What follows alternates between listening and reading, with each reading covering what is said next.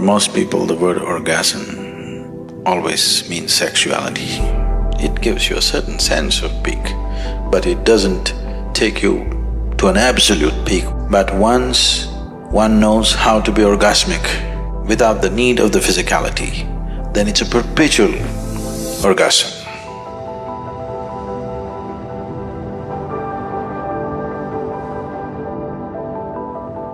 Generally, for most people, or at least in language, if not in experience, for most people the word orgasm always means sexuality, but that's not the fact. Essentially, an orgasm means an internalized ecstatic state. It is being used generally in language with relation to sexuality because, unfortunately, for most people, they have known no other experience bigger than the physical intensity of sexuality, probably. Most people have not even known anything more than that. So they have started using the word orgasm for sexuality. The word orgasm means much more than that your whole organism has reached a certain peak. Sexuality doesn't do that. It gives you a certain sense of peak, but it doesn't take you to an absolute peak where every cell in your body will burst. So, it is… sexuality or sex is an inadequate activity to be described as an orgasm. It's inadequate. It is just that when physically one reaches a certain state of ecstasy, there is a limitation. But once one knows how to be orgasmic without the need of the physicality, then it's a perpetual orgasm. In India, we have a better word for this. We call this Ananda. Ananda is orgasmic. We described God as an orgasm. We said God is Ananda, Brahmananda. So when we say Brahmananda, what we are saying is, what you refer to as God is an ultimate orgasm. If you are sincere enough to look at life without the conditionings of the vested religious processes, essentially the only thing that a human being is looking for is ultimate state of pleasantness. He calls it kingdom of God, he calls it heaven, he calls it whatever. Essentially he is looking for an ultimate orgasm. He's not looking for anything else. So God has been described as Ananda, or God has been described as orgasm. Orgasm is not a sufficient word. Ananda is saying that thing in a much bigger way than the word orgasm says it. So in the East we called God as Ananda. Ultimate orgasm is God.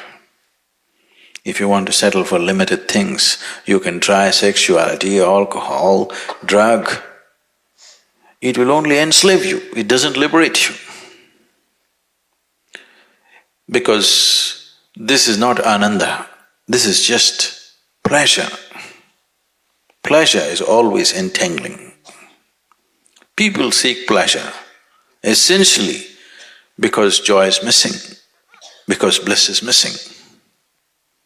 If you are blissful, you would definitely not seek pleasure, isn't it so? If you're right now really blissful, would you seek pleasure? Pleasure is just a shadow of blissfulness. It is never the real thing. It just gives you a shadow. But when you have not known the real thing, even a shadow will do.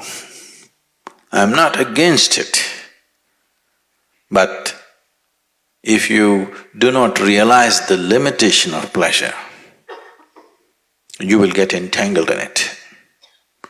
The more and more you seek pleasure, the more and more you get entangled to the objects of pleasure.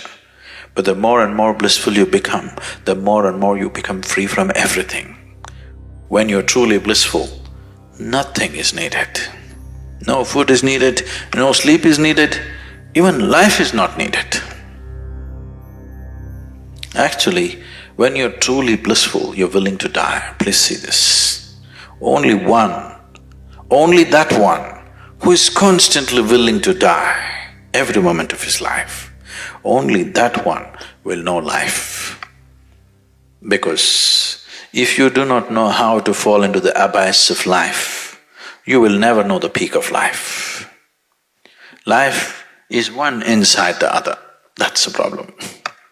But people think one is against the other because they're using their logical mind to decipher life. Life and death are one inside the other. Are they one after another? They are not one after another, they are one inside the other, please see. And only if you willing to fall into that abyss of death, you will know the peak of life. Generally, in English language, if you're in a hopeless condition, we say, it is said in English, you're falling into a bottomless pit. Please understand this. Look at the superficial nature of people's understanding. If a pit is bottomless, there's really no danger, isn't it?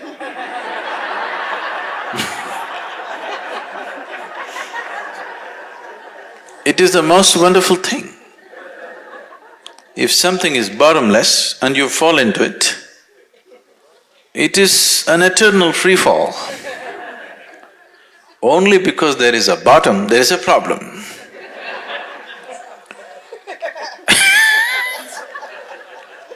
Once it happened, Shankaran Pillai fell off the second floor. And he was hurt. People gathered around him and asked, "Did the fall hurt you?" He said, "You idiots, it's not the fall, it's the stopping."